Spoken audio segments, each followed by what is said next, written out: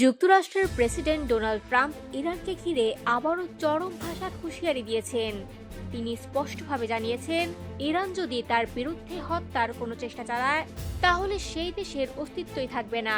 মঙ্গলবার মার্কিন সংবাদ মাধ্যম নিউজ নেশনকে দেওয়া এক সাক্ষাৎকারে ট্রাম্প বলেন, ইরানের নেতৃত্বের পক্ষ থেকে তার বিরুদ্ধে আগেও হত্যার হুমকি এসেছে এবং বিষয়টি তিনি অত্যন্ত গুরুত্বের সঙ্গে নিয়েছেন। ট্রাম্পের ভাষায়, আমি আগেই কঠোর নির্দেশ দিয়েছি, যদি আমার সঙ্গে কিছু ঘটে তাহলে পুরো দেশটিকে পৃথিবীর মানচিত্র থেকে মুছে ফেলা হবে। তিনি আরো বলেন, এই ধরনের হুমকি কোনোভাবেই গ্রহণযোগ্য নয়, সে হুমকি প্রেসিডেন্টের বিরুদ্ধেই হোক কিংবা একজন সাধারণ মানুষের বিরুদ্ধে।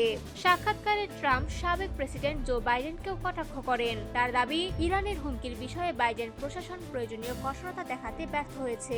ট্রাম্প বলেন, আমি হলে এমন জবাব দিতাম যাতে তারা আর কখনো এমন হুমকি দেওয়ার সাহস না পায়। এদিকে ইরানের অভ্যন্তরীণ পরিস্থিতিও ভয়াবহ রূপ নিচ্ছে। দেশটির মুদ্রা রিয়ালের রেকর্ড পরিমাণ অবমূল্যায়ন, লাগামহীন মূল্যস্ফীতি এবং নিত্য প্রয়োজনীয় পণ্যের মূল্য বৃদ্ধিতে সাধারণ মানুষের জীবন দুর্বিষহ হয়ে উঠেছে।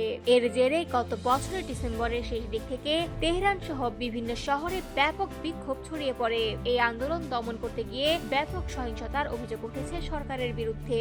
যুক্তরাষ্ট্র ভিত্তিক মানবাধিকার সংস্থা human rights activist news agency জানিয়েছে, এই অস্থিরতায় এখন পর্যন্ত নিহত হয়েছেন অন্তত 4000-এর বেশি মানুষ, গ্রেপ্তার হয়েছেন 26,000-এরও বেশি এবং আহত হয়েছেন হাজার হাজার বিক্ষোভকারী। তবে ইরান সরকার এসব আন্দোলনকে সশস্ত্র দাঙ্গা আখ্যা দিয়ে যুক্তরাষ্ট্র ও ইসরায়েলের মদদে দেশকে অস্থিতিশীল করার অভিযোগ তুলেছে। বিশ্লেষকদের মতে, ট্রাম্পের এই বক্তব্য মধ্যপ্রাচ্যে নতুন করে উত্তেজনা বাড়াতে পারে।